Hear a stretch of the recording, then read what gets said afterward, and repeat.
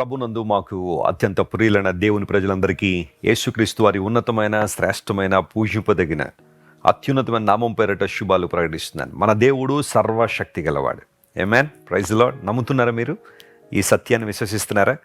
దేవుడు అబ్రహాముతో మాట్లాడుతూ అన్నారు, నేను సర్వశక్తి గల దేవుడిని గనుక నా సన్నిధిలో నిందారహితుడివై నడవాలి.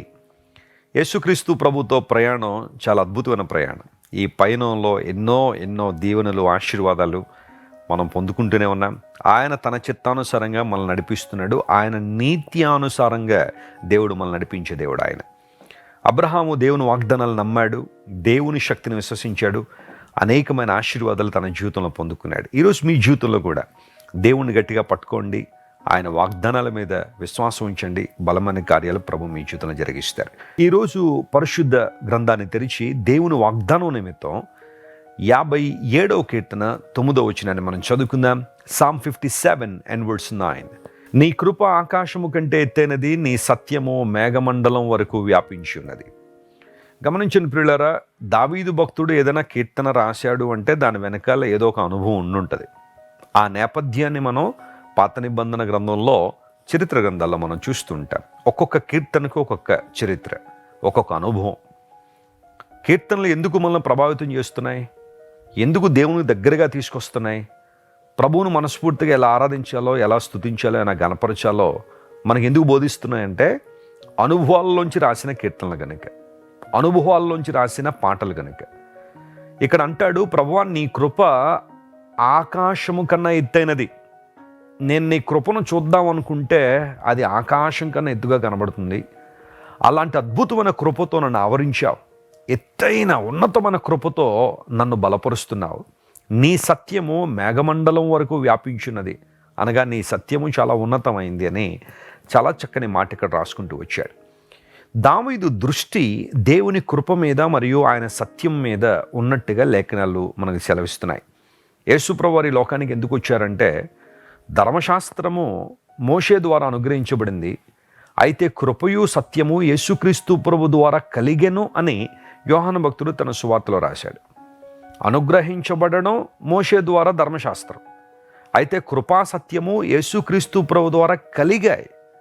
ఆయన సృష్టికర్త అయిన దేవుడు, ఆయన కలుగు చేసే దేవుడని చాలా స్పష్టంగా అక్కడ మనం చూస్తున్నాం. కృపయు మరియు సత్యం, దేవుడు తన కృపను మన పట్ల వెల్లడి చేసే దేవుడు. అట్ ది సేమ్ టైం దేవుడు తన సత్యాన్ని ఎప్పుడూ మిస్ అవ్వలేదు. యేసుప్రభువు ఈ లోకానికి వచ్చి ఆయన చెప్పిన మాట ఏంటి అంటే, నేనే మార్గమును, నేనే సత్యమును, నేనే జీవమును అని ప్రభువు చెప్పారు. I am the way and I am the truth and I am the life. ప్రపంచ చరిత్రలో ఏ ఒక్కరు ఈ మాట చెప్పలేదు. నేనే సత్యమును అని యేసు ప్రభువు చెప్పారంటే ఆయన పలికిన ప్రతి మాట సత్యమే.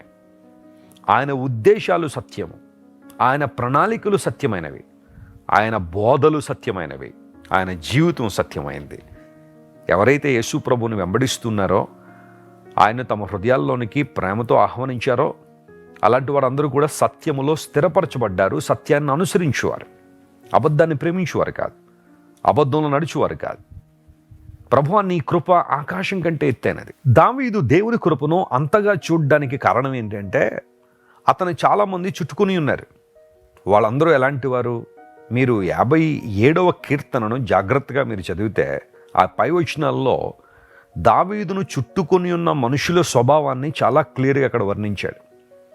చాలాసార్లు మనుషులు మన చుట్టూ ఉన్నవారు చాలా మంచివారని, మర్యాదస్తులని, సంస్కారవంతులని, మన గురించి చాలా ఆలోచన చేస్తున్నారని, మనల్ని బాగా ప్రేమించేవారని అనుకుంటాం. కానీ వారి యొక్క ట్రూ కలర్స్ కొన్ని సందర్భాల్లో బయటకు వస్తూ ఉంటాయి. దావీదు అలాంటి అనుభవాలు చాలా ఎదుర్కొన్నాడు. నన్ను మృంగగోరువారు అన్నాడు. మనుషులు ఎలా ఉన్నారట? దావీదును మృంగాలనే ఆలోచనలో ఉన్నారట. ఆ తర్వాత నన్ను చిక్కించగోరువారు, దావీదును ఏదో ఒక పరిస్థితిలో, ఏదో ఒక ఇబ్బందిలో చిక్కించేయాలి, అతను ఇరికించేయాలని చూసేవాళ్ళు కొంతమంది ఉన్నారట. కోపోద్రేకుల మధ్య ఉన్నాను అన్నాడు. కోపం మరియు ఉద్రేకం రెండూ కలిపి కోపోద్రేకం. నా చుట్టూ ఉన్న మనుషులు కోపోద్రేకంతో ఉన్నవాళ్ళు ఉన్నారు. ఆ తర్వాత గుంటలు దవ్వేవాళ్ళు ఉన్నారట. గుంటలు దవ్వేవాళ్ళు దావీదుని ఏ విధంగానైనా పడగొట్టాలని, ఏ విధం చేతనైనా అతన్ని బంధించేయాలని, అతను ఎలా చూడాలని, గుంటలో పడిపోతే అందరూ అతన్ని కింద చూడాలనే ఆలోచన, తక్కువగా చూడాలనే ఆలోచన కదా. ఎంతమంది మనుషుల మధ్యలో మృంగగోరువారు, చిక్కించుకునేవారు, కోపోద్రేకులు, ఆ తర్వాత గుంటలు దవ్వేవాళ్ళు, ఇలాంటి వారందరి మధ్యలో దావీదు ఉండి, దావీదు ఏం చూస్తున్నాడు అంటే దేవుని కృపను చూస్తున్నాడు. ఆమేన్. దేవుని యొక్క విశ్వాస్యతను చూస్తున్నాడు, ఆయన ప్రేమను చూస్తున్నాడు. ప్రభువా, నా చుట్టూ ఎంతమంది వ్యక్తులు ఉన్నప్పటికీ కూడా నేను ఇంకా సజీవుడిగా ఉన్నాను అంటే, నేను ఇంకా బ్రతికి బట్ట కట్టాను అంటే నీ కృప ఆకాశం కంటే ఉత్తమమైంది ప్రభువా. జాగ్రత్త వినడం మాట చెబుతాను. ఎంతమంది దావీదు చుట్టూ ఉన్నప్పటికీ కూడా తన దృష్టి, తన యొక్క కనుదృష్టి, తన ఫోకస్ అంతా కూడా దేవుని కృప మీద ఉంది. ఆమేన్. ఒకవేళ ఈరోజు నీవు కూడా అలాంటి వ్యక్తుల ద్వారా సరౌండ్ చేయబడ్డావేమో, నీ కోడలే బహుశా నీ గురించి చెడ్డగా మాట్లాడుతుందేమో, నీ అత్తగారే నీ గురించి చెడ్డగా మాట్లాడుతున్నారేమో, నీ అల్లుడు లేదా నీ మామగారు, నీ కుటుంబ సభ్యులే, నీ చుట్టూ ఉన్న స్నేహితులే, లేదా నువ్వు ఏ సంఘానికైతే వెళ్తున్నావు ఆ సంఘ విశ్వాసులే నీ గురించి తప్పుడుగా మాట్లాడుతున్నారేమో, నిన్ను మృంగాలని ప్రయత్నం చేస్తున్నారేమో, కోపోద్రేకంతో చెలరేగిపోతున్నారా నీ మీద. నువ్వు చూడాల్సింది ఏంటో తెలుసా? నువ్వు దృష్టించాల్సింది ఎవరినో తెలుసా? నీ దేవుని కృపను, ఆకాశము కంటే ఎత్తైన కృపను చూడు. ఆ కృపే నిన్ను నిలబెట్టేది, ఆ కృపే నిన్ను రక్షించింది, ఆ కృపే నిన్ను స్వస్థపరిచింది, ఆ కృపే నీకు విడుదలిచ్చింది. యేసయ్య కృప నిన్ను నిలబెట్టే కృప. అలాంటి దృష్టిని మనం కలిగి ఉందామా? అలాంటి యాటిట్యూడ్ కలిగి ఉందామా? దేవుని వైపు మనం చూద్దాం, ఆయన కృప మీద మన దృష్టిని నిలుపుదాం. దేవుడు ఖచ్చితంగా మనకు విజయాన్ని ఇస్తాడు. ఈ వాగ్దానాన్ని ఈరోజు క్లెయిమ్ చేయండి. ప్రభు అసాధారణమైన అద్భుతాలు మీ జీవితంలో జరిగించడానికి ఆయన ఇష్టపడుతున్నారు. ప్రార్థన చేసుకుందాం. ప్రేమగల తండ్రి, అనేక మంది దావీదు చుట్టూ ఉన్నప్పటికీ కూడా తను ఇబ్బంది పెట్టేవారు. దావీదు దృష్టి మాత్రం నీ కృప మీద ఉంది. ఆకాశము కంటే ఎత్తైన నీ కృపను ధ్యానం చేస్తున్నాడు. అలాంటి అనుభవాలకు మమ్మల్ని నడిపించండి అయ్యా. శత్రువులు, విరోధులు, అనారోగ్యాలు, ఇబ్బందులు కొన్నిసార్లు మమ్మల్ని కబళిస్తున్నప్పుడు నీ కృప మీద మేము నమ్మకం ఉంచడానికి సహాయం చేయండి. ఎందుకంటే మా జీవితాల్లో నీ కృప తప్ప మరొకటి లేదు నాయన. Lord, we thank you because of your grace and mercy. నీ టెండర్ మర్సీస్ని బట్టి నేను స్తుతిస్తా ఉన్నాను. ఈరోజు మా ప్రియులు ఎంతమంది అయితే వాగ్దాన సందేశాన్ని వింటున్నారో వారందరి మీద బలపరచండి. శత్రు సమూహం అంతటి మీద వారికి విజయాన్ని ఇవ్వండి. ఎందుకంటే వారు ఆకాశము కంటే ఎత్తైన నీ కృప యందు లక్ష్యం ఉంచుతున్నారు కాబట్టి. ఘనత మహిమ నీకే చెల్లిస్తూ యేసు నామం పేరిట అడిగి వేడుకొనుచున్నాం తండ్రి. Amen, amen. God bless you dear friends. Have a wonderful day. మీరు ఇంతవరకు విన్న దైవ సందేశం మరియు దేవుని సేవకులు చేసిన ప్రార్థన మీకు ఆశీర్వాదకరంగా ఉన్నదని విశ్వసించుచున్నాము. ఈ సందేశాన్ని మీ స్నేహితులకు, బంధువులకు షేర్ చేయండి.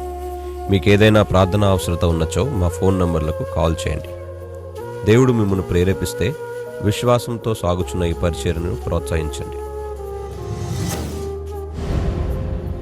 మరిన్ని వర్తమానాలు, పాటలు వినుటకు జాన్ వెస్లీ మినిస్ట్రీస్ అను మా యూట్యూబ్ ఛానల్ను సబ్స్క్రైబ్ చేసుకొనండి. ప్రభువైన యేసుక్రీస్తు కృప మీకు తోడైండును గాక.